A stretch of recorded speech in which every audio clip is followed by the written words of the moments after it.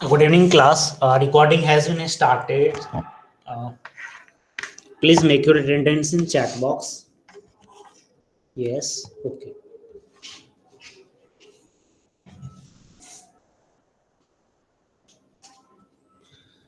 So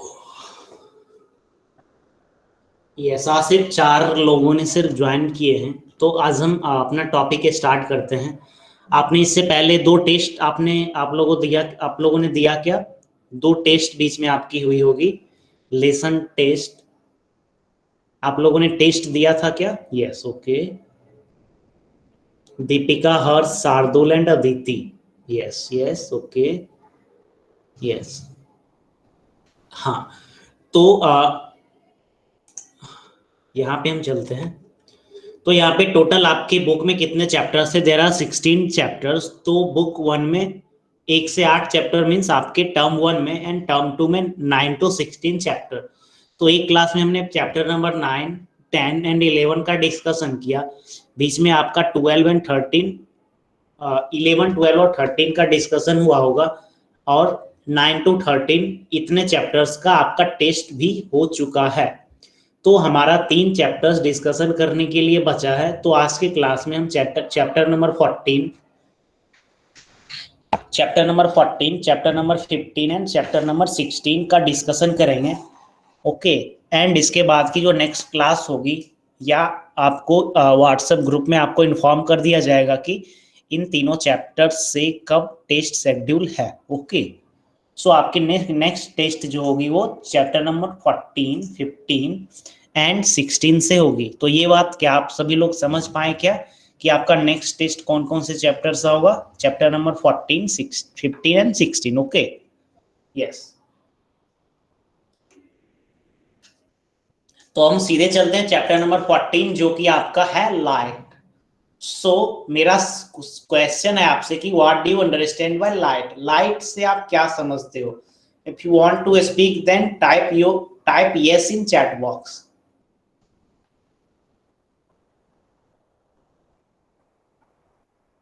what do you understand by light? Light से आप क्या समझते हो? अगर कोई कहना चाहते हो तो आप अपना नाम चैट बॉक्स में टाइप करें कि what is light. What is light, क्या कोई बताना चाहते हैं क्या?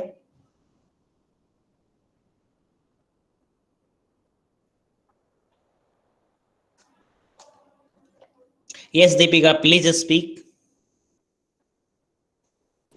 Sir, Yes. the object or materials that are not sources of light themselves are called non-luminous objects or materials, and the objects or materials that are source of light themselves are called luminous objects of materials. And sun is main source of light. Okay, sun is the main source of light. Okay, very good. तो आपने क्या बताया? आपने लिमिनियस object और non लिमिनियस object के बारे में बताया। Very good. तो लाइट क्या होती है वो हम आगे पढ़ेंगे। और कोई कहना चाहते हैं? ओके, नहीं कहना चाहते हैं, कोई बात नहीं। तो हम टॉपिक पे प्रोसीड करते हैं। So the chapter is light and the formation of shadow. Light and formation of shadow. यहाँ पे फिगर में 4 चीजें दी गई है, first, second, third and fourth करके मैं बताया था। फर्स्ट में क्या है? यहाँ पे सन है, सेकेंड में बल्ब है, थर्ड में क्या है? कैंडल है, फोर्थ में क्या है? इंसेक्ट्स हैं। तो ये चारों पिक्चर क्या है? चारों पिक्चर में जो चीजें हैं वो क्या करती है? लाइट इमिट करती है। तो यहाँ पे 3 क्वेश्चंस है। Can we see anything in total darkness? क्या हम टोटल डार्कनेस में कोई भी वस्तु को देख सकते हैं? नहीं देख सकते हैं। जब लाइट कट जाती है तो क्या आप किसी भी चीज को देख सकते हैं अंधेरी रात में? नहीं देखते हैं। Second question is what help us to see object around us? हमारे चारों ओर जो जितने भी ऑब्जेक्ट्स हैं जिससे हम देखते हैं, वो देखने के लिए हमें कौन सी चीजें मदद करती है? तो उसका क्या आंसर है? Answer is light. Third question is what does the light in each one of the picture originate from? ये पिक्चर्स में लाइट कहाँ से ओरिजिनेट हुई? जैसे ये वाले पिक्चर में लाइट कैंडल से इमिट हुई, यहाँ पे ये इंसेक्ट से लाइट इमिट हो रही है, यहाँ पे सन से और यहाँ पे बल्ब से। Okay, so these are the sources of light. तो यहाँ पे 2 चीजें हैं। The first term is, 1 minute में पेज को बड़ा कर देता हूँ ताकि आपको अच्छे से दिखे। सॉरी, स्टार्टिंग में मैं नहीं किया था। Yes yes. तो पहली चीज क्या है, पहली चीज क्या है, ल्यूमिनियस ऑब्जेक्ट। तो वैसी ऑब्जेक्ट जिससे लाइट निकलती है that is called as luminous object, और वैसी ऑब्जेक्ट जिससे लाइट इमिट नहीं होती है उसे हम क्या बोलते हैं, नॉन ल्यूमिनियस ऑब्जेक्ट। तो ल्यूमिनियस का आप याद रखोगे कि ल्यूमिनियस का मतलब जिससे लाइट निकलती है, जैसे यहाँ पे सन से लाइट निकलती है, बल्ब से लाइट निकलती है, कैंडल से लाइट निकलती है, इंसेक्ट से लाइट निकलती है। So these are the sources of luminous object. Okay, whereas the object or material that does not sources of light themselves are called non-luminous object।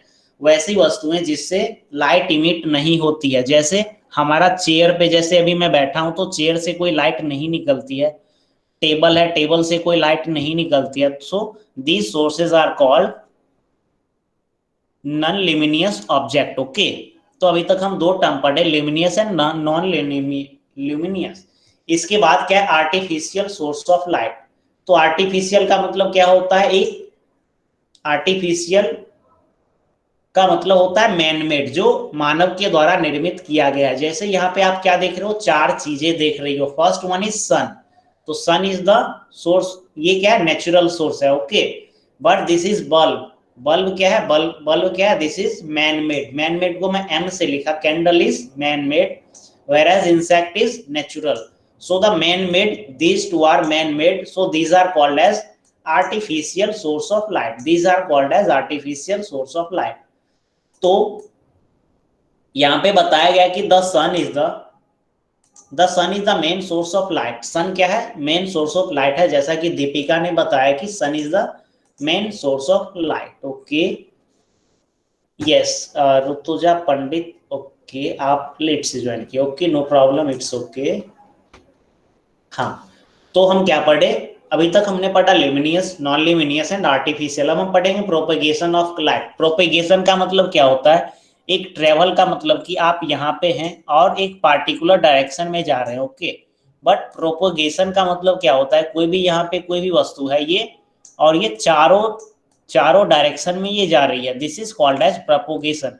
जैसे अगर आप रूम के बीच में अगर आप कैंडल जलाते हो, तो लेट अस सपोज यहाँ पे आपने कैंडल जलाया बीच में, तो वो चारों ओर जाती है, तो that is called as propagation. Okay, but आप साइकिल से जा रहे हो तो आप क्या जाओगे, किसी पार्टिकुलर एक डायरेक्शन में। Okay, so this is called as propagation of light. Propagation का मतलब चारों ओर फैलना।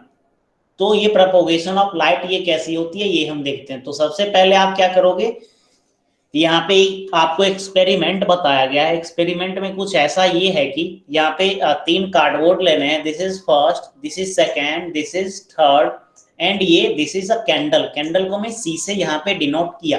तो 3 कार्डबोर्ड ले हुए, एक पार्टिकुलर हाइट पे तीनों में क्या करनी है आपको, एक पार्टिकुलर हाइट में तीनों में आपको होल कर देने हैं, और इस कार्डबोर्ड को किसी एक टेबल पे वर्टिकल स्टैंड कर देना है। ओके, और ये आप कोशिश करना कि ये जो 3 होल है यहाँ पे, देयर आर 3 होल्स, ये 3 holes and this candle light, ये क्या होनी चाहिए, एक स्ट्रेट लाइन में ये होनी चाहिए, ये एक स्ट्रेट लाइन में होनी चाहिए। तो जब ये स्ट्रेट लाइन में होगी तो आप ये कैंडल को देख पाओगे। बट यहाँ पे क्या किया, यहाँ पे ये कैसे आ रही है, यहाँ पे ये जिगजैग है, यहाँ पे क्या जिगजैग है, तो यहाँ पे आप फ्लेम को नहीं देख पाओगे, यहाँ पे आप फ्लेम को आप नहीं देख पाओगे। इसका मतलब क्या होगा, इसका कंक्लूजन यह निकला कि light travels in a straight line. Light जो होती है वो स्ट्रेट लाइन में ट्रेवल करती है, light travels in a straight line, this is called the linear propagation of light. अभी हम क्या पढ़ रहे हैं, अभी हम प्रोपेगेशन के बारे में पढ़ रहे हैं। प्रोपेगेशन का मतलब कि चारों दिशा में फैलना। जैसे यहाँ पे बल्ब है, तो बल्ब में आप देख रहे हैं कि चारों डायरेक्शन में यहाँ से ये फैल रही है, so this is called as propagation. तो प्रोपेगेशन में हमने पहला एक्सपेरिमेंट देखा कि लाइट जो है वो आप 4 कार्डबोर्ड लोगे और किस तरीके से देखोगे कि ये लाइट कैसे प्रोपेगेट हो रही है। So the conclusion is that light propagates in a straight line. ये पंक्ति आप याद रखोगे, एंड इसे हम क्या बोलते हैं, this is called the linear propagation of light. Okay, second point is reflection of light. Second point is reflection of light. Okay, so this is source of light and this is object. तो यहाँ पे light की reflection कैसे होती है, तो how do we see an object, हम किसी भी लाइट को कैसे, कोई भी ऑब्जेक्ट को हम कैसे देखते हैं। तो आपको आपको जितनी भी ऑब्जेक्ट दिखती है तो होता क्या है, जैसे अगर आप अभी अपने पेन को देख रहे हैं तो पेन पे लाइट पड़ती है और वो लाइट आपके आई तक आती है, इसीलिए आप वो पेन को देख पाते हैं। तो हम इस केस में हम आपको बताने की कोशिश करते हैं फिगर 14.5 में। यहाँ पे ये बल्ब है, बल्ब से लाइट निकल के ये ऑब्जेक्ट पे जाती है, ओके, फिर यहाँ से रिफ्लेक्ट होके ये आपके आई तक पहुंचती है, तो उसके बाद आप ये इस ऑब्जेक्ट को आप देख पाते हो। अगर ये यहाँ से लाइट रिफ्लेक्ट होके आपकी आंखों तक नहीं आएगी, अगर ये नहीं आती तो आप ये ऑब्जेक्ट को नहीं देख सकते थे, ओके। तो ये क्या है, how an object is seen. तो ये क्या है, it is due to reflection of light, light reflect करती है। जैसे आप मिरर पे अगर टॉर्च जलाओगे, मिरर पे टॉर्च जलाते हो तो वो लाइट आपको कहीं पीछे में बनती दिखती है, this is called as reflection, means thrown back. जैसे मिरर पे आप लाइट जलाते हो तो वो आपको क्या लगता है, थ्रोन बैक जैसा प्रतीत होता है, this is called as reflection of light, okay. अब हम देखते हैं कि star are luminous, planet satellites are non luminous. Stars जो होती है वो क्या होती है, ल्यूमिनियस ऑब्जेक्ट होती है, क्योंकि sun is also a star, means luminous का मतलब क्या होती है, जिसकी अपनी लाइट होती है, that is called as luminous object. whereas planet satellites और नॉन ल्यूमिनियस। जैसे प्लैनेट में कौन कौन से हो जाते हैं, अर्थ, मार्स, वेनस, सैटेलाइट में मून, ये सब क्या होगी, नॉन ल्यूमिनियस हुई। ये हम आगे 16 चैप्टर्स में हम इसके बारे में और भी डिटेल्स में पढ़ेंगे, ओके। सो आगे हम प्रोसीड करते हैं, यहाँ पे कुछ और चीजें देखते हैं कि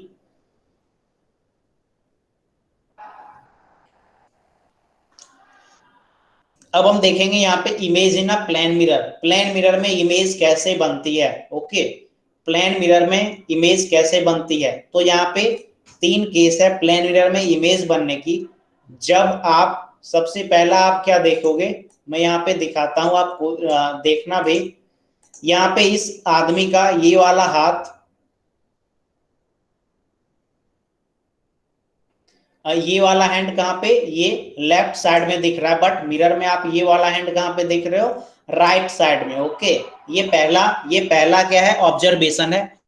सेकेंड ऑब्जर्वेशन इज दैट ये इंसान इस मिरर से जितना डिस्टेंस पे यहाँ पे खड़ा है, वो मिरर में भी दिखेगा कि वो उतना ही डिस्टेंस पीछे खड़ा है, भले ही शायद आपको यहाँ पे नहीं अच्छे से विजुअलाइज हो रहा हो। और तीसरी क्या है, तीसरी ये है कि इस इंसान का हाइट एक्चुअल में जो है सेम हाइट, यहाँ पे सेम हाइट इस इंसान का मिरर में भी होगा, okay. So these 3 observation, the first one is, ये फर्स्ट ऑब्जर्वेशन है, this is second observation, this is second observation, and this is third observation, 3 and 3 dash.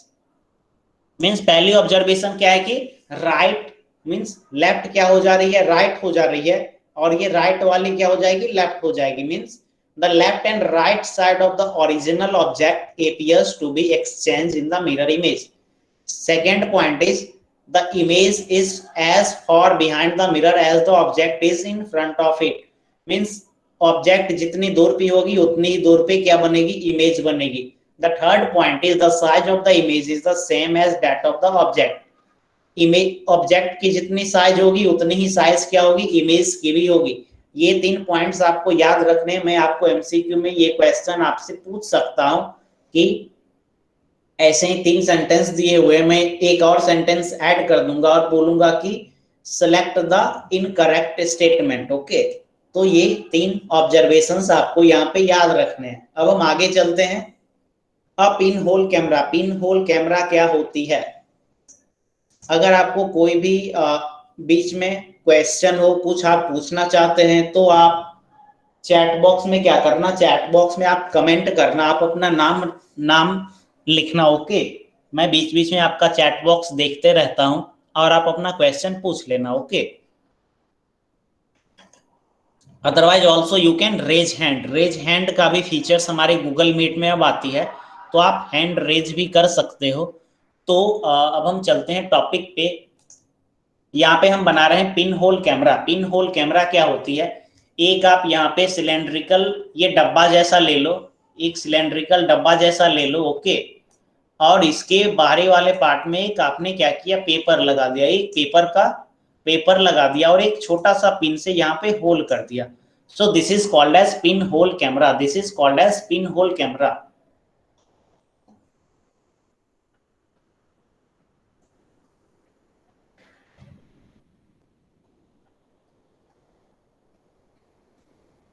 तो यहाँ पे पिन होल कैमरा, ये पिन होल कैमरा आपका बन गया। तो यहाँ पे ये जो कार्डबोर्ड है, कार्डबोर्ड की जगह पे आप पिन होल कैमरा रखोगे, एक साइड में आप ये कैंडल रखोगे और दूसरी वाली साइड में आप ये एक पेपर का टुकड़ा रखोगे।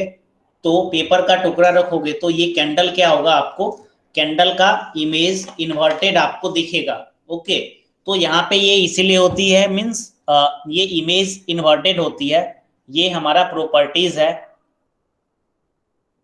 अगर आपको ये चीज अच्छे से नहीं समझ आ रहा होगा तो आप क्या करना, तो आप YouTube पे एनिमेशन देखना पिन होल कैमरा एक्सपेरिमेंट का, तो आपको चीजें और भी क्लियर हो जाएगी, ओके।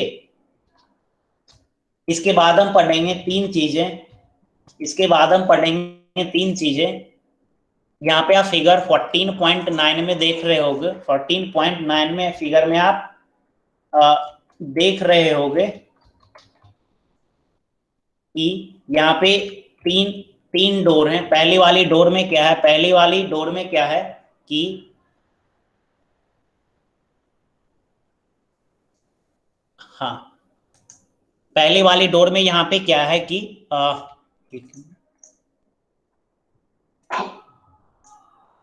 यस, पहले वाली डोर में यहाँ पे चीजें आपको क्लियर नहीं दिख रही है। दूसरी वाली में, पहली वाली पिक्चर में आपका मीन्स आपका दरवाजा है, दरवाजा के उस पार क्या है, एग्रीकल्चर फील्ड है। तो पहली वाली में सबसे अच्छे से दिख रही है, दूसरी वाली में थोड़ा कम अच्छा से दिख रहा है और तीसरी वाली में बिल्कुल दिख ही नहीं रही है। So the first is called as transparent, second is called as translucent. यहाँ पे टी से transparent, transparent TP, translucent TL. मैं शॉर्टकट में लिख रहा हूं, एक्चुअली में टीपी का मतलब ट्रांसपेरेंट नहीं होता है। तो पहली वाली फिगर क्या होगी, पहली वाली फिगर ट्रांसपेरेंट हो गई। सेकेंड वाली फिगर क्या होगी, मैं यहाँ पे बाकी चीजों को इरेज करता हूं ताकि आपको और भी अच्छे से विजुअलाइज हो, ओके।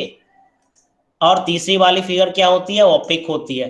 तो ट्रांसपेरेंट वो चीजें होती है जिसके हम इस पार से उस पार देख लेते हैं, ओपेक वो चीज होती है जिसमें हम इस पार से उस पार नहीं देखते हैं। And the third one is translucent, means partially एक तरफ से दूसरे तरफ आपको दिखता है।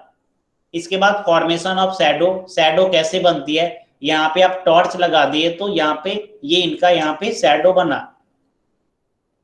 सो मीन्स जब तो यहाँ पे हमने क्या पढ़ा, ओपेक ऑब्जेक्ट। तो ओपेक ऑब्जेक्ट क्या है, जब लाइट सोर्स के बीच में, ये क्या है, दिस इज लाइट सोर्स और ये इंसान क्या है, ओपेक। ओपेक का मतलब लाइट क्या होती है, पास नहीं करती है। तो लाइट सोर्स के बाद अगर कोई भी ओपेक ऑब्जेक्ट आ जाती है तो यहाँ पे किस चीज का फॉर्मेशन होता है, शैडो का फॉर्मेशन होता है, ओके।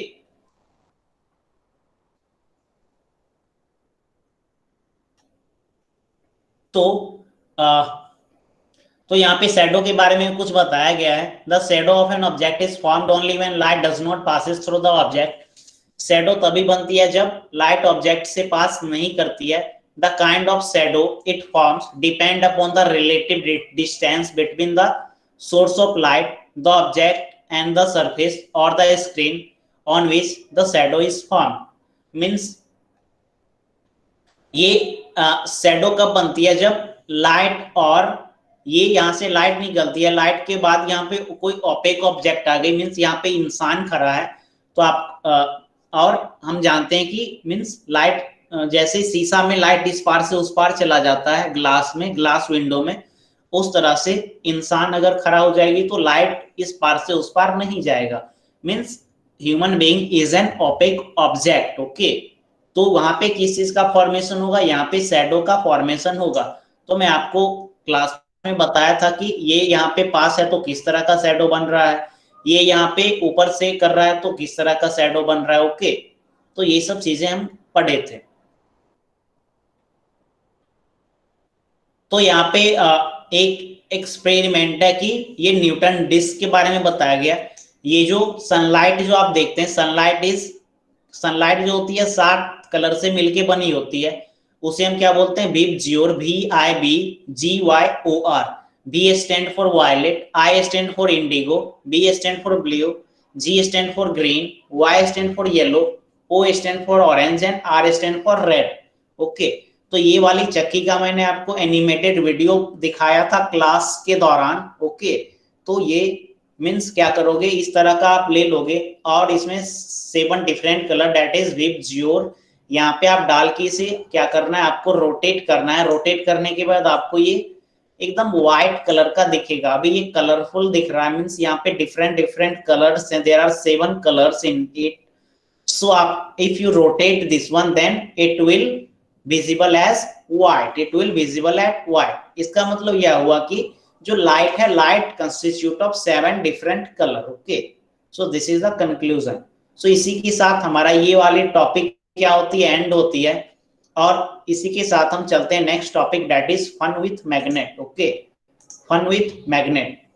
सो किसी को किसी भी प्रकार का क्वेश्चन भी है क्या? अगर लास्ट में टाइम बचेगा तो मैं आपको पिन होल कैमरा का एनिमेटेड वीडियो दिखाने की कोशिश करूंगा। ओके, क्योंकि क्लास के दौरान पिन होल कैमरा का एनिमेटेड वीडियो मैं आपको नहीं दिखाया था। ये न्यूटन डिस्क का हम लोगों ने डिस्कस किया था। सो अगर आपको कुछ क्वेश्चंस है देन आप चैट बॉक्स में आप अपना नाम लिख सकते हो, पूछ सकते हो। अगर आपको कुछ क्वेरीज नहीं है, कुछ क्वेश्चंस नहीं है, तो हम अगले topic that is 15, chapter number 15 fun with magnet पे हम प्रोसीड करेंगे। No doubt, it's okay, yes. बाकी लोगों को कुछ पूछने हैं क्या? If you want to ask then.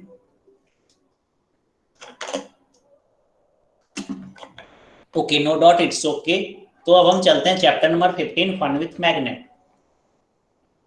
तो मैग्नेट क्या होती है? What is magnet? Can anybody tell what is magnet? What is magnet? Can anybody tell?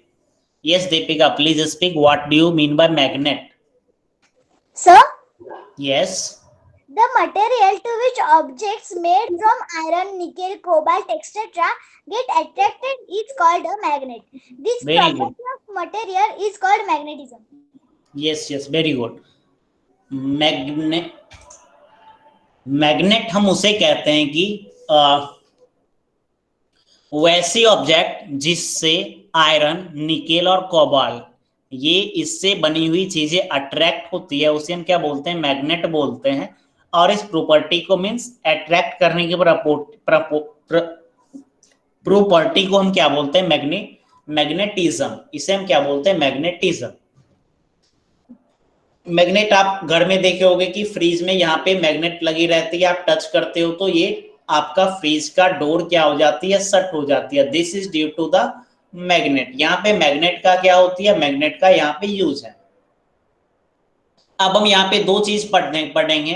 दो चीज होती है, बहुत सारी ऐसी चीजें होती है जो मैग्नेट में स्टिक कर जाती है, उसे हम क्या बोलते हैं? Magnetic material. उसे हम क्या बोलते हैं? Magnetic material. और जो चीज है मैग्नेट में स्टिक नहीं होती है उसे हम नॉन मैग्नेटिक मटेरियल बोलते हैं। ओके, जैसे हमने पढ़ा था पिछले चैप्टर में luminous and non luminous. Luminous का मतलब होता था वैसी ऑब्जेक्ट जिससे लाइट इमिट होती है, उसे हम ल्यूमिनियस ऑब्जेक्ट बोलते थे।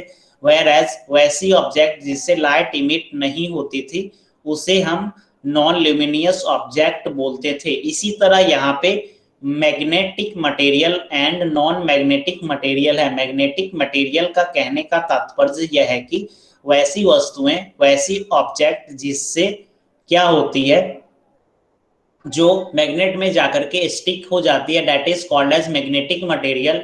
और वैसी ऑब्जेक्ट जो मैग्नेट से जाकर के स्टिक नहीं होती है उसे हम क्या बोलते हैं? Non magnetic material. यहाँ पे हम एक्टिविटी में देखते हैं, आपने क्या किया, एक प्लेट में कुछ कागज का टुकड़ा लिया और कुछ छोटे छोटे आयरन नेल्स लिए। यहाँ पे आपने क्या किया, यहाँ पे आपने क्या किया, एक मैग्नेट लाया, तो आपने क्या ऑब्जर्व किया कि ये जो नेल्स थी ये मैग्नेट में जाकर के अटैच हो गए, वेयर एज ये जो कागज का टुकड़ा था ये प्लेट में ही रहा।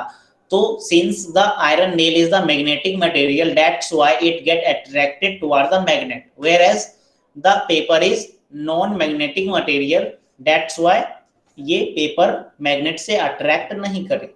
अब हम आगे चलते हैं कि मैग्नेट का आविष्कार कैसे हुआ। तो यहाँ पे मैं आपको एक छोटा सा कहानी बताया था कि एक सिर्फ भेड़ चराने वाला एक लड़का था, वो भेड़ को चराने के लिए जाता था, तो कहीं भेड़ को चरने के लिए छोड़ देता था और वो कहीं पे बैठता था। तो इसी क्रम में क्या हुआ कि एक दिन वो एक चट्टान पे बैठा हुआ था, एक पहाड़ का टुकड़ा पे बैठा हुआ था, और जब वो वहां से उठ रहा था तो उसने महसूस किया कि उसके जो शू हैं उस रॉक में क्या हो रहे हैं, चिपक रहे हैं, स्टिक हो रहे हैं।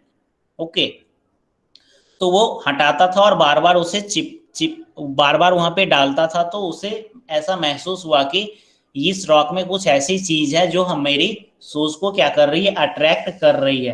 तो फिर उसने क्या किया, उस रॉक को लेके गांव गया, गांव वाले को दिखाया, फिर सभी लोगों ने बार बार वो एक्सपेरिमेंट किए होंगे, तो उससे यह पता चला कि जो भेड़ चराने वाले लोग थे उनके जो शू में आयरन नेल्स थे, तो आयरन नेल्स क्या होती थी, उस रॉक में क्या होती थी, अट्रैक्ट होती थी।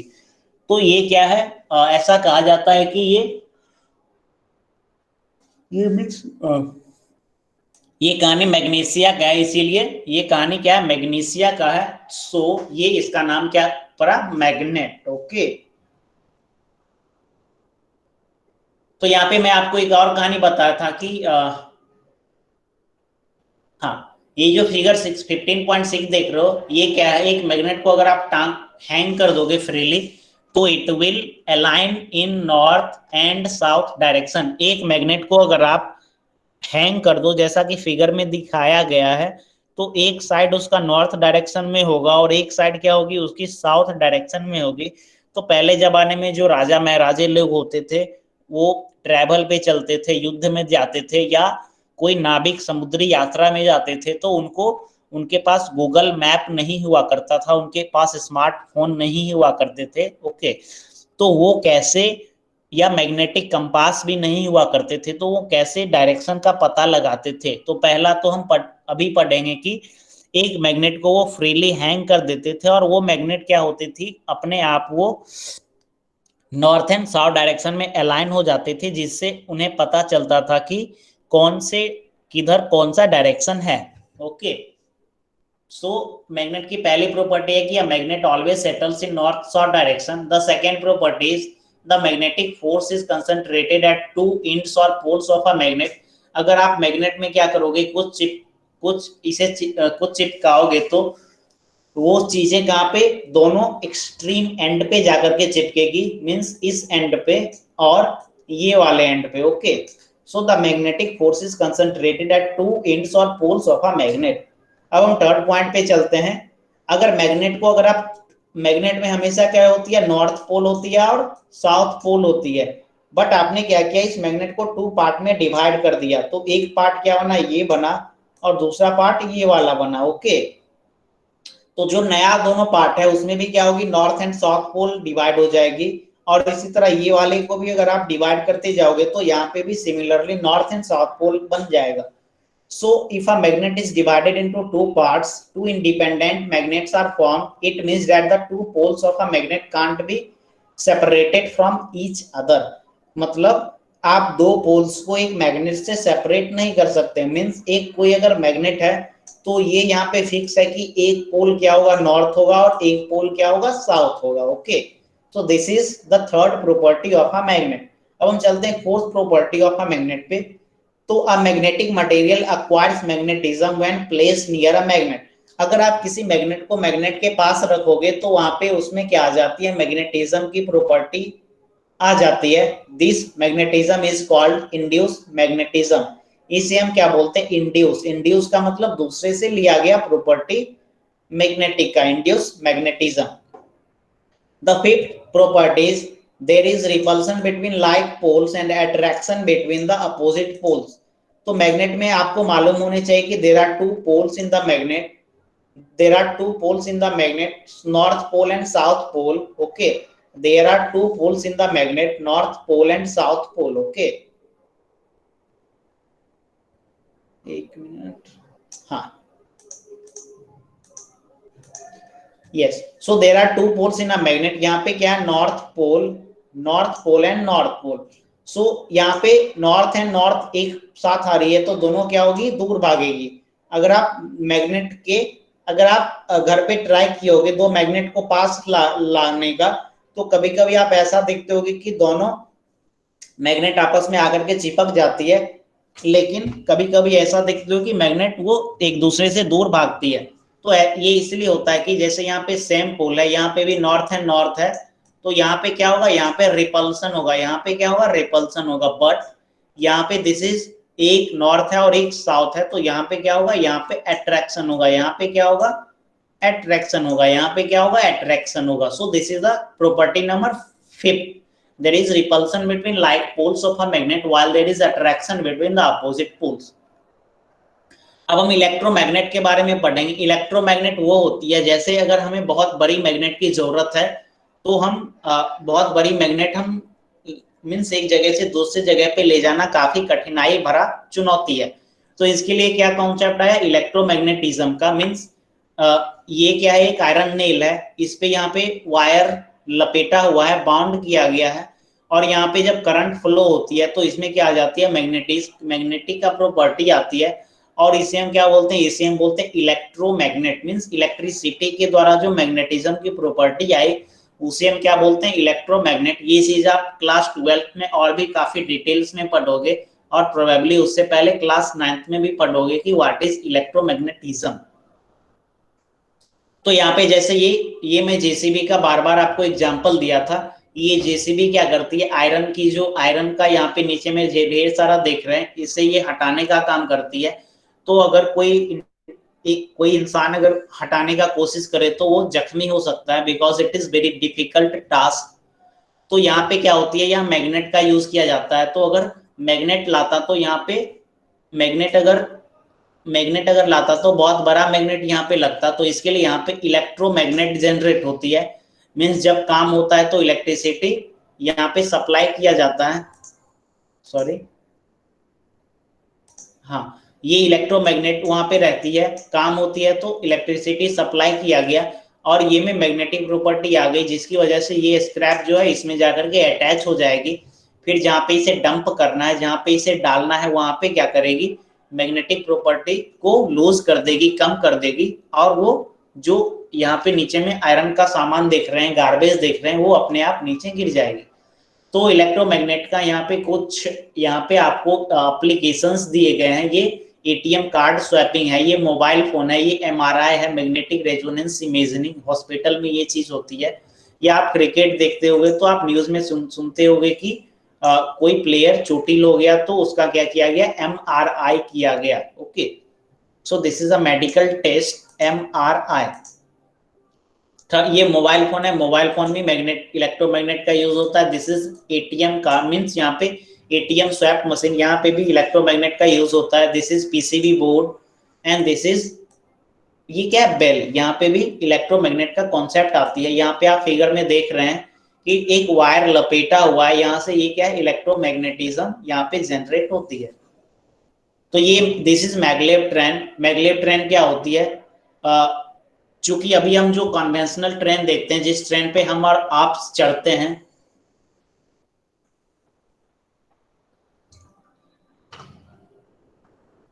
तो उस ट्रेन में क्या होती है, ट्रेन की व्हील क्या होती है, वो पटरी पे चलती है.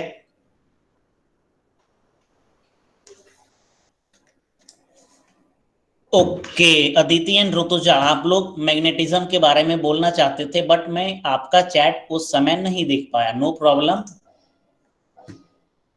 सो मैगलेव ट्रेन क्या होती है, मैगलेव ट्रेन का मैं आपको एनिमेशन दिखाया था, होप आपको याद होगा. तो ये क्या, यहाँ पे व्हील है, तो यहाँ पे क्या होती है, दोनों तरफ मैग्नेट होती है, तो यहाँ पे क्या होता है, रिपल्सन होता है. रिपल्सन की वजह से ये गाड़ी क्या होती है, थोड़ी सी ऊपर अपलिफ्ट हो जाती है.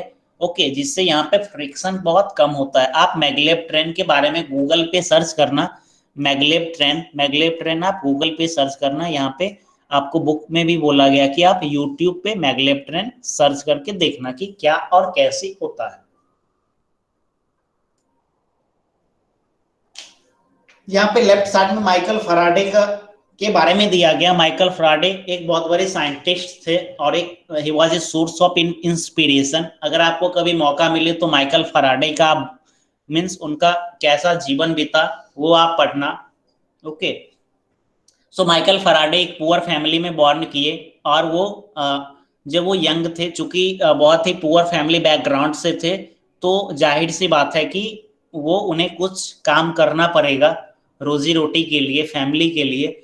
तो उन्होंने क्या किया, एक बुक सेलर के दुकान पे उन्होंने ज्वाइन किया वर्कर के तौर पे। बुक सेलर के दुकान पे वर्कर के तौर पे माइकल फराडे ने ज्वाइन किया। बट जब वो बुक चूंकि बुक सेलर है तो वहां पे ढेर सारी बुक्स रहती थी, तो इसी क्रम में उन्हें बुक पढ़ने का शौक हो गया और फर्दर उन्होंने क्या किया कि इतना उन्हें साइंस के क्षेत्र में, विज्ञान के क्षेत्र में उनकी रुचि काफी जग गई। ओके, तो उसके बाद फिर उनका वहां से ये सफर स्टार्ट हुआ रिसर्च एंड इनोवेशन का। तो माइकल फराडे के बारे में आप पढ़ सकते हैं या यूट्यूब पे देख सकते हैं। ओके, सो इसी के साथ हमारा एक छोटा सा और टॉपिक है, how is magnetism destroyed. Magnetism कैसे डिस्ट्रॉयड होती है। तो सबसे पहले अगर आप मैग्नेट को अगर आप डिस्टर्ब करोगे, चोट करोगे या फायर में डालोगे या फेंकोगे, तो इन सब चीजों से क्या होती है, मैग्नेट की प्रॉपर्टी क्या होती है, डैमेज होती है। तो इसके लिए आप यहाँ पे क्या देख रहे हैं, मैग्नेट कीपर रखा गया। अगर आपकी स्कूल के लैब में होगा तो आप वहां पे देख सकते हैं, या आप कॉलेज में जाना तो देखना कि मैग्नेट को रखने के लिए मैग्नेट कीपर होता है। दूसरा क्या है, मैग्नेट को कभी आपको फायर में नहीं डालने, मैग्नेट को अब कभी आप हैमर से चोट नहीं करने, या आपको मैग्नेट को फेंकने नहीं है। तो ये 3-4 प्रिकॉशन है जिससे हम मैग्नेट को बचा सकते हैं, इसकी प्रॉपर्टी को हम सुरक्षित रख सकते हैं। So how is magnetism destroyed, magnetism कैसे डिस्ट्रॉयड होती है, आपको पता है मैग्नेटिज्म इस और इस तरीके से डिस्ट्रॉयड होती है। तो हम वैसा काम नहीं करेंगे जिससे मैग्नेट की प्रॉपर्टी क्या होगी, डिग्रेड होगी। ओके, सो इसी के साथ हमारा ये चैप्टर नंबर 15 जो कि लाइट था वो हमारा एंड हो गया। ओके, अब हम चैप्टर नंबर 16 का डिस्कशन करेंगे। उससे पहले मेरा आपसे एक सवाल है कि आपको चैप्टर नंबर 15 लाइट में किसी भी तरह का कुछ क्वेश्चंस है, कुछ पूछना चाहते हैं तो आप चैट बॉक्स में अपना नाम लिखें। अगर आप कुछ नहीं पूछना चाहते हैं तो चैट बॉक्स में नो लिखें, ताकि मैं आगे प्रोसीड कर सकूं। If you have any doubt, then please type your name in chat box. Otherwise, I will proceed to the next chapter, that is chapter number 16.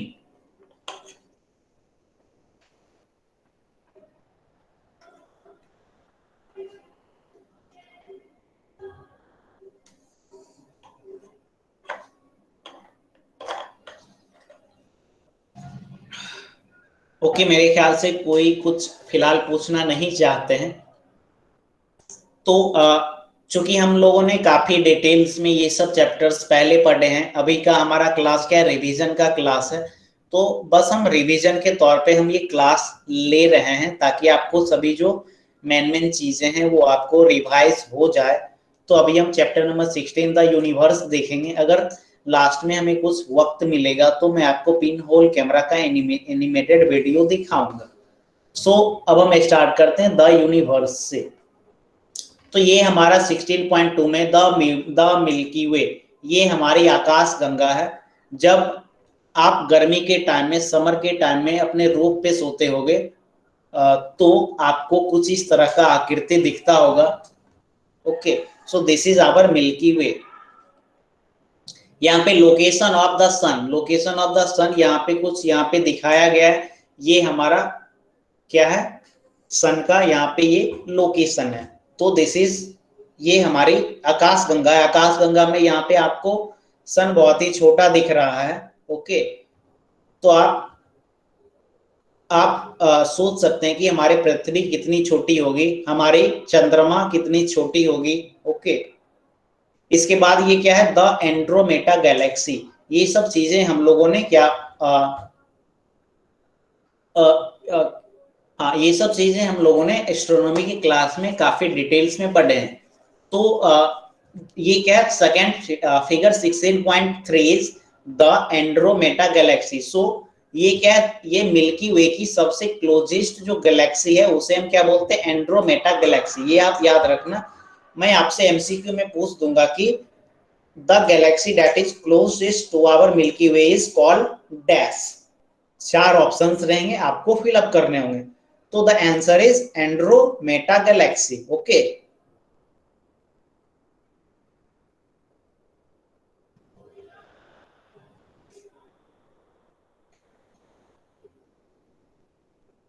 तो सबसे पहले मैं यहाँ पे आपको बताता हूं कि गैलेक्सी हम किसे कहते हैं। Galaxy a group of innumerable stars and their planetary system are together known as galaxy। Means एक ऐसी सिस्टम है, जैसे ये हमारा सोलर सिस्टम है, मीन्स यहाँ पे कुछ प्लैनेट्स हैं, प्लैनेट्स के मून है, सन है। ओके, तो इसी तरह मीन्स स्टार और प्लैनेटरी सिस्टम का जो साथ होते हैं उसे हम क्या बोलते हैं, गैलेक्सी बोलते हैं। तो यहाँ पे मैंने आपको 2 गैलेक्सी के बारे में बताया। First one is Milky Way, second one is Andromeda galaxy. Milky Way के सबसे पास कौन सा, एंड्रोमेटा गैलेक्सी। अब हम टाइप ऑफ गैलेक्सी के बारे में पढ़ते हैं। There are various type of identified according to their shapes. 4 type की। First one is spiral, second one is elliptical. Elliptical का मतलब इलिप्स के जैसा, मीन्स अंडाकार, आप समझ सकते हो। स्पाइरल का मतलब ये स्पाइरल बाइंडिंग वाला आप नोटबुक यूज करते हो कुछ इस तरह का, this is called as spiral. Okay, third is barred spiral and fourth is irregular. So यहाँ पे ये 4 टाइप की क्या है, गैलेक्सी है। अब हम यहाँ पे स्टार्स के बारे में पढ़ेंगे। आप रात में आकाश में ढेर सारे टिमटिमाते हुए तारे देखते होंगे। तो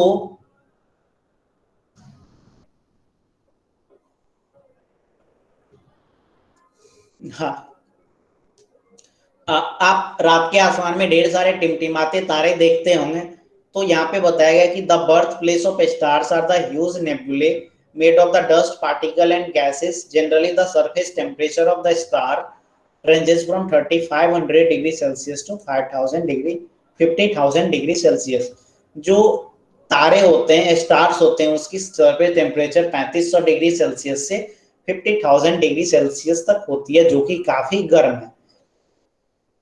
और स्टार की टेम्परेचर क्या होती है, ये कलर स्टार की क्या होती है, चेंज होती है। किसकी वजह से, जैसे जैसे टेम्परेचर चेंज होती है वैसे वैसे स्टार की कलर भी चेंज होती है। जैसे यहाँ पे स्टार आप देखते हो blue, white, yellow and reddish. ये सब आप आसमान में गौर करते होगे, इन सब कलर के स्टार, अगर आप एस्ट्रोनॉमी की क्लास डिटेल्स में किए होगे। Okay, no problem, sorry by mistakely cut meeting it, it's okay. So यहाँ पे कुछ टाइप्स की स्टार आपको दिखाई गई है। First one is sunlight star, second is red giant. Sunlight star हम उसे कहते हैं कि ये वैसी स्टार जो सन से थोड़ी सी छोटी या बड़ी होती है। ओके, इसे हम क्या बोलते हैं, सनलाइट स्टार्स, जैसे Sirius, Alpha Centauri. Second is red giant, जिसकी टेम्परेचर क्या होती है, 3000 डिग्री सेल्सियस से 4000 डिग्री सेल्सियस में होती है, उसे हम बोलते हैं red giant. But their luminance can be 100 times that of the sun. But ये सन से 100 टाइम्स ये ल्यूमिनियस होंगे, मीन्स ये जो इनसे प्रकाश निकलेगी, मीन्स ल्यूमिनियस का मतलब कितना वो जलते हैं। Their diameter is 10 to 100 times, means red giant का मतलब क्या हो गया, रेड भी है और जायंट का मतलब विशाल। ओके, तो डायमीटर क्या होगी, 10 to 100 times that of the sun and they are red in colour. Third is supernova. तो सुपरनोवा क्या है, these are even brighter and larger than the red giant star. Okay,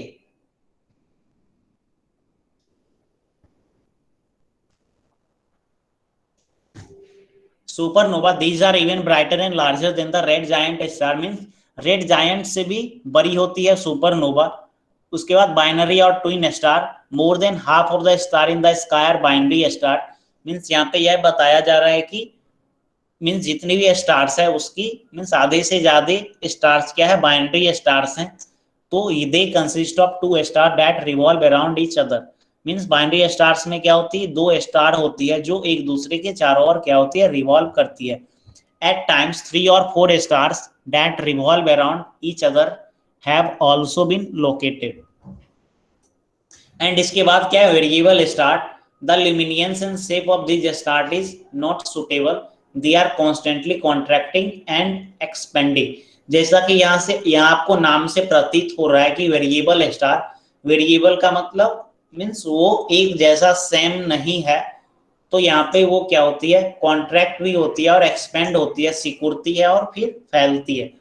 तो यहाँ पे हमने इससे पहले हमने क्या पढ़ा, टाइप ऑफ गैलेक्सी में 4 टाइप्स की गैलेक्सी पढ़ी है, स्पाइरल, इलिप्टिकल, बैरल और इरेगुलर। और इसके बाद हमने टाइप्स ऑफ स्टार पढ़ा, sunlike star, red giant, supernova, binary और twin star and variable star. अब हम पढ़ेंगे सोलर सिस्टम के बारे में। ओके, तो यहाँ पे सोलर सिस्टम में क्या है, सोलर सिस्टम में हमारी सन है और उसके बाद एस्टेरॉयड, कॉमेट एंड मेटेरियोर्स हैं, प्लैनेट्स हैं। ये हमारी सोलर सिस्टम के क्या है, solar system consist of these things, sun, planet, asteroid, comet and meteors. तो the planets Mercury, Venus, Mars, Jupiter and Saturn can be easily seen. ये सब प्लैनेट्स इजिली आसानी से देखा जा सकता है। तो सबसे पहले हम सन के बारे में पढ़ेंगे। सन हमारी सोलर सिस्टम की मिडिल में है, इसकी सरफेस टेम्परेचर 6000 डिग्री सेल्सियस होती है। ओके, सन की साइज इतनी बड़ी है कि 13 लाख प्लेनेट हमारी अर्थ जितनी बड़ी है उतनी बड़ी 13 लाख अगर अर्थ मिलेगी तो सन की जो साइज है उतनी होगी। सो सन की डायमीटर क्या है, 13,92,000 kilometer. The sun rotates around its axis and while doing so it revolves around the center of the Milky Way and taking the solar system along with it. Means sun अपने axis पे भी rotate होती है और milky वे की centre के भी along वो रोटेट के चारों ओर क्या करती है, रिवॉल्व करती है। अगर आप ये चीज नहीं समझ रहे हैं तो आपने YouTube पे आप क्या देखना, एनिमेशन देखना, आपको और भी चीजें क्लियर होगी। तो यहाँ पे हमारा यहाँ पे प्लैनेट्स के बारे में बताया गया कि तो यहाँ पे कितने प्लैनेट्स हैं, देयर आर टोटल 8 प्लैनेट। तो Mercury, Venus, Earth, Mars, Jupiter, Saturn, Uranus and Neptune, these 8, ये हमारी 8 प्लैनेट क्या है, ये हमारी सोलर सिस्टम में है। तो पहला 4 को जो मैं मार्क किया हूँ, Mercury, Venus, Earth and Mars, these are called as inner planet, whereas Jupiter, Saturn, Uranus and Neptune, these are called outer planet. तो यहाँ पे कितनी सैटेलाइट है, जैसे अर्थ के पास एक सैटेलाइट है मून, तो यहाँ पे उसका डेटा दिया गया है। इंक्लाइनेशन कितनी है, जैसे अर्थ 23.5 डिग्री झुकी हुई है तो ऐसे ही मरकरी 0.01 डिग्री झुकी हुई है, वेनस 177.2 डिग्री झुकी हुई है। तो ये इंक्लाइनेशन दिया गया है। पीरियड ऑफ रोटेशन, तो कितने दिन में ये रोटेट करती है, जैसे हमारी पृथ्वी 24 आवर में रोटेट करती है, वेनस 243 डेज लगती है रोटेट करने में, मरकरी 58.65 डेज ले लेती है। ऐसे ही कुछ इस तरीके का दिया है। एंड पीरियड ऑफ रिवॉल्यूशन, जैसे अर्थ क्या होती है 365 डेज में क्या होती है, कंप्लीट रिवॉल्यूशन करती है। यहाँ पे मैग्नेटिज्म दिया गया, पिछले चैप्टर्स में हमने मैग्नेटिज्म पढ़ा, तो यहाँ पे अर्थ के केस में मैग्नेटिज्म है और बाकी जो आउटर प्लेनेट है उनमें क्या है, मैग्नेटिज्म की प्रॉपर्टी है। एटमॉस्फेयर, तो एटमॉस्फेयर सिर्फ मरकरी के पास यहाँ पे नहीं है, बाकी सभी में क्या है, एटमॉस्फेयर है। रिंग्स, जैसे आप देख रहे होंगे कि जुपिटर, सैटर्न सबको का पिक जब आप देखते होंगे तो उसके चारों ओर एक सुंदर सा रिंग जैसा दिखता है। तो ये आपके बुक के according Jupiter, Saturn, Uranus and Neptune that is also called as outer planet. तो इनमें क्या है, रिंग्स हैं। तो यहाँ पे हम मोटा मोटी हमने अपने सोलर सिस्टम के बारे में पढ़ लिया। Mercury, Venus, Earth, Mars, Jupiter, Saturn, Uranus and Neptune, तो आप घर पे ये 8 के बारे में फिर से पढ़िएगा। ये टेबल में मेनली बहुत सारी चीज दे चुका है और ये आप घर पे ये टेबल पढ़ना। ओके, अब इसके बाद हम पढ़ेंगे सैटेलाइट क्या होती है। तो the celestial bodies that revolve around a planet without independently revolving around the sun are called satellite. जैसे सन के चारों ओर अर्थ रोटेट करती है, अर्थ के चारों ओर मून रोटेट करती है, तो मून क्या होगी, अर्थ की सैटेलाइट होगी। ऐसे ही अगर जुपिटर के चारों ओर अगर कोई रोटेट करे तो उसे हम क्या बोलेंगे, जुपिटर का मून बोलेंगे या सैटेलाइट बोलेंगे। ओके, तो यहाँ पे बताया गया कि except for Mercury and Venus all other planets have satellite but in varying number. Means Mercury और वेनस को छोड़ करके सभी मींस यहाँ पे मरकरी और वेनस को छोड़ करके सभी प्लैनेट्स के पास सैटेलाइट है, बट सभी का नंबर क्या है, वेरी कर रहा है। जैसे अर्थ के पास 1 सैटेलाइट है, मार्स के पास 2 है, जुपिटर के पास 64 सैटेलाइट है, सैटर्न के पास 33 एंड सो। ओके, फिर यहाँ पे एस्टेरॉइड क्या होती है, a great number of small sized bodies could not turn into planet when the solar system was formed but continued to revolve. Means क्या है, बहुत सारी छोटी छोटी ऐसी पार्टिकल है जो प्लैनेट्स में आकर के नहीं समाई, बट वो क्या होगी, अलग हो गई और अभी भी वो चारों ओर घूम रही है, तो उसे हम क्या बोलते हैं, एस्टेरॉइड बोलते हैं। और यहाँ पे ड्वार्फ प्लैनेट है, तो ड्वार्फ प्लैनेट हम किसे कहते हैं, a small size celestial body that revolves independently around the sun is called dwarf planet। Means छोटी सी सेलेस्टियल बॉडी जो सन के चारों ओर रिवॉल्व करती है उसे हम क्या बोलते हैं, ड्वार्फ प्लैनेट। प्लैनेट का मतलब सन के चारों ओर रिवॉल्व करना, एंड ड्वार्फ का मतलब छोटा। ड्वार्फ का मतलब क्या होता है, छोटा। Okay, A celestial body like Pluto can be classified as dwarf planet। Pluto को क्यों हटा गया, क्योंकि ये क्या था, एक ड्वार्फ प्लैनेट की श्रेणी में ये आते थे। तो इसी के साथ हमारा ये अब एक कॉमेट बचा हुआ है। तो रात के टाइम में आप क्या देखते होगे कि इस तरीके का चीज गिरती होगी, तो इसे हम क्या बोलते हैं, कॉमेट बोलते हैं। तो ये क्या होती है, सन के चारों ओर रिवॉल्व करती है एंड ये आइस और डस्ट पार्टिकल से बनी होती है। ओके, तो प्राचीन पुराने ही समय से कॉमेट को देखना एक मींस अशुभ चीज मानी जाती थी। ओके, तो आप कॉमेट के बारे में थोड़ा सा देखना। ओके, ये चीज मेरे ख्याल से मैक्सिमम लोग इस तरह की चीजें गर्मी के टाइम में देखे होंगे। तो इसी के साथ ये चैप्टर्स हमारा एंड होता है। ये चैप्टर्स में आपको खुद पढ़ना होगा। ये मेटियोर है सबसे आखिरी का। तो मेटियोर क्या होती है, सॉरी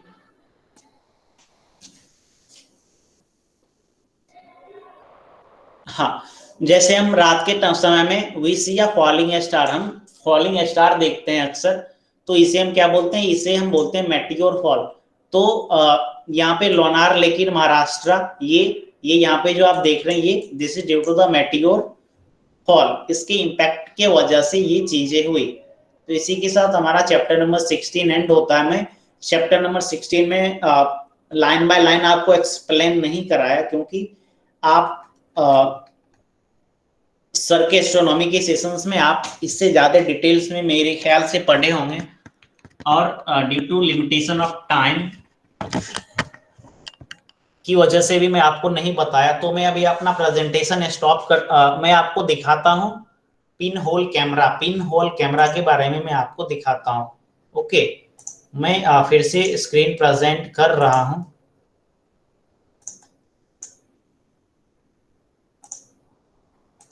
मैं फिर से स्क्रीन प्रेजेंट करके आपको पिन होल कैमरा का एनिमेटेड वीडियो दिखाता हूँ।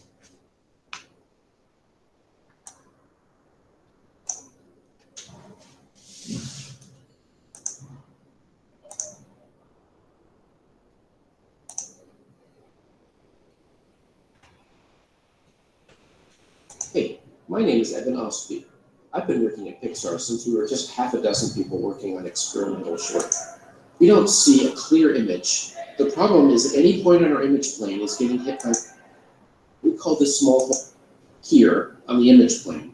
Only light rays from one direction can make it through the aperture. And those light rays come from light bouncing off this place in the scene.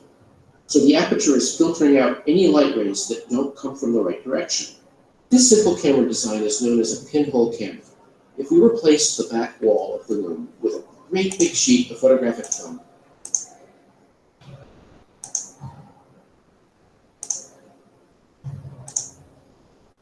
have you ever seen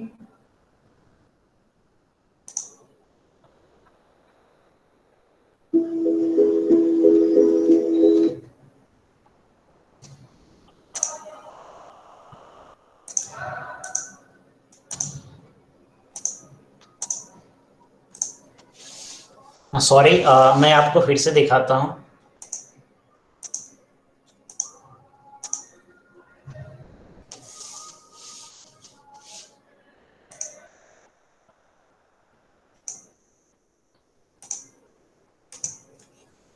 yes, तो अभी मैं जो video play करने वाला हूं ये क्या है, पिन होल कैमरा के बारे में यहाँ पे आपको दिखाया गया है। सो इस लगभग 1 मिनट का वीडियो है, ये ध्यान से आप देखना और उसके बाद आप पिन होल कैमरा क्या होती है ये आपको पता चल जाएगा। So I am going to play this video. On one side, a very small amount of light, a pinhole camera. A pinhole camera is a cardboard box that has a small hole on one side. A very small amount of light from an object in front of the pinhole camera passes through the small hole and gets projected onto a photographic screen at the other end of the cardboard box. The image shown would be inverted on the other end. That is because of a small hole, commonly called as the aperture, allows only a minimum amount of light to pass through. Construction of a pinhole camera. Take a small cardboard box and make minute pinhole on one side. Cover the opposite end of the cardboard with a photography paper or film paper. A small part of the cardboard can be used as a shutter. Cover the cardboard box on the outside with a sheet of tin foil or tin aluminium or a brass sheet. If any part of the cardboard is punched with holes, then you can cover it up. This is a construction of a simple pinhole camera. तो यहाँ पे आपने simple pinhole camera का construction देखा। तो ये आप बना सकते हो घर पे, ये वाला एक्सपेरिमेंट आप घर पे कर सकते हो। तो अगर आप इसका वर्किंग देखना चाहते हो तो आप YouTube पे सर्च करना working animation of pinhole camera. इसके अलावा मैगलेब ट्रेन के बारे में आप YouTube पे देखना कि मैगलेब ट्रेन कैसे काम करती है, और न्यूटन्स रिंग, जो मैंने आपको ये दोनों चीज आपको पिछले क्लासेस में बताया था। सो इसी के साथ आज का क्लास में बस इतना ही। इसके बाद आपका क्या होगी, इसके बाद के क्लास में आपका इस टॉपिक का टेस्ट होगा। टेस्ट कब होगा आपको व्हाट्सएप ग्रुप के माध्यम से बता दिया जाएगा। तो हमारा सिलेबस भी खत्म हो गया और आज हमारा रिवीजन भी खत्म हो गया। Okay, so now you can leave the session. That's all for today class. Thank you, bye, good night. Bye, sir. Yes, bye. Bye, sir. Bye.